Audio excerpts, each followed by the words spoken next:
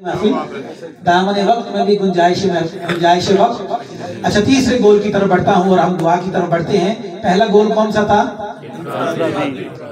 दूसरा इनफरादी गोल क्या था कि इंसान मुर्तजा बन जाए। और दूसरा गोल क्या था कि मिसाली मुआशरे के क़याम की जद्दोजहद। और जब मिसाली मुआशरा कायम हो जाए, पाकिस्तान में किसी तरह की कोई कमी ना रहे, तो क्या सफर खत्म हो गया? सफर खत्म हो गया? नहीं। ये दूसरा गोल अचीव करने के बाद भी कुरान का नहीं, रुकना नहीं है, रुकना नहीं है। आगे बढ़ो, बढ़ते चले जाओ। तुम्हारे लिए एक मुल्क मंजिल नहीं है, तुम्हें तो अल्लाह का हुक्म और अल्लाह का पैगाम सारी दुनिया तक फैलाना है। सुभान अल्लाह। फिर कुरान का तीसरा गोल, जो मैंने आयत सरनामा कलाम में पढ़ी थी, अब मैं आयता हूँ उसकी तरफ। तीसरा गोल वही है, हुवल्लज़ी अरसला रसूलहु बिल हुदा व दीनिल हक़ लियुज़हिरहु अलद्दीन कुल्ली। फरमाया, हबीब हमने आपको इसलिए भेजा है, हक देकर भेजा है, हिदायत देकर भेजा है, ताकि आप इस दीन को पूरी दुनिया पर गालिब कर दें। सुभान अल्लाह। पूरी दुनिया पर अल अर्दु लिल्लाह वल हुक्मु लिल्लाह। जमीन भी अल्लाह की है, इस पर ऑर्डर भी अल्लाह का चलेगा। जमीन भी अल्लाह की है, इस पर हुक्म भी अल्लाह का चलेगा। तो तीसरा गोल ये है, तुम्हें इस्लाम के इबलाग के लिए निकलना है, इस्लाम के इहया के लिए निकलना है, इस्लाम के उरूज के लिए निकलना है, और निज़ाम मुस्तफ़ा की वुसअत के लिए निकलना है, और चार दांगे आलम में परचमे मुस्तफ़ा को लहरा देना है।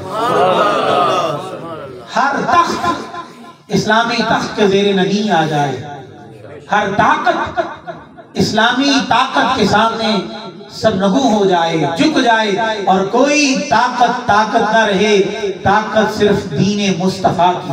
सुभान अल्लाह। तो ये नहीं था, दीन इसलिए नहीं भेजा कि 4 थे 5वें का इजाफा हो जाए, या 6 था 7वें का इजाफा हो जाए। नहीं, इस दीन को भेजा ही उरूज के लिए गया। सुभान अल्लाह। अरसला रसूलहु बिल हुदा व दीन लियुज़हिरहु अलद्दीन कुल्ली। तो तीसरा गोल ये है, तीसरा मकसद ये है कि तुम्हें गलबा इस्लाम की जद्दोजहद करनी। सुभान अल्लाह। तीसरा मकसद क्या है? सारे बोलो, गलबा इस्लाम की। तीसरा मकसद क्या है? गलबा इस्लाम की जद्दोजहद करनी है। और इस जद्दोजहद को इतना बढ़ाना है, इतना बढ़ाना है कि अमेरिका के अंदर भी इस्लाम उरूज पा जाए। सुभान अल्लाह। बरतानिया के अंदर भी इस्लाम, और यूरोपीय यूनियन, ये जितने लोग हैं इस्लाम मुखालिफ, कुरान मुखालिफ, साहिब कुरान मुखालिफ, इनको अपनी ताकत का लोहा इस तरह से मनवाना है कि ये सारे झुक जाएं और इस्लाम का परचम बुलंद से बुलंदतर होता चला जाए। ये तीसरा मकसद। पहला मकसद, दूसरा मकसद, तीसरा मकसद। पहला मकसद इनफरादी, दूसरा कौमी, तीसरा बैनुल अक़वामी। इनफरादी मकसद ये है, इंसान न रहे, इंसान मुर्तज़ा बन जाए। दूसरा मकसद मिसाली मुआशरे के क़याम की जद्दोजहद, और तीसरा मकसद गलबा इस्लाम की जद्दोजहद। सबक याद हुआ आपको? अच्छा, आपको सुनाकर मुझे याद हो गया। आपको जब मैंने सुनाया तो अच्छा, ये सुनाने का मकसद ये होता है कि बंदा अपने आप में दोहरा ले, अपने आप को याद हो जाए।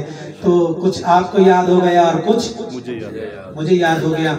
ये जो हम जद्दोजहद कर रहे हैं, जमीयत उलमाए पाकिस्तान क़िबला शाह अहमद नूरानी सिद्दीक़ी रहमतुल्लाह अलैह, देखिए वो अगर पार्लियामेंट में गए तो क्या हक अदा नहीं किया? बेशक। सुभान अल्लाह। बोल के दसो, सुभान अल्लाह। हक अदा किया ना? बेशक।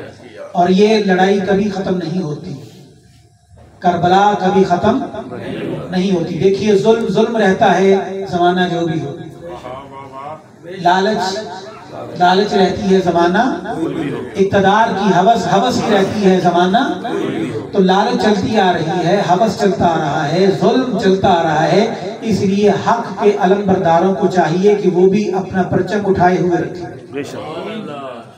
गलबा किसी का, कुछ दौर ऐसे होते हैं जिनमें मुशरिकीन का गलबा होता है, और कुछ दौर ऐसे होते हैं जिनमें मुनाफिकीन का गलबा होता है। तो मुनाफिक सपोर्ट करता है मुशरिक को, منافق مومن کو سپورٹ کرنے کی بجائے سپورٹ کرتا ہے مشرک کو. جیسے غزوہ احد کے اندر منافقین کے 300 لوگ الگ ہوئے تھے کہ سپورٹ کریں گے مشرکین کو. لہذا مومن کو 2 جگہ لڑائی کرنی پڑتی ہے.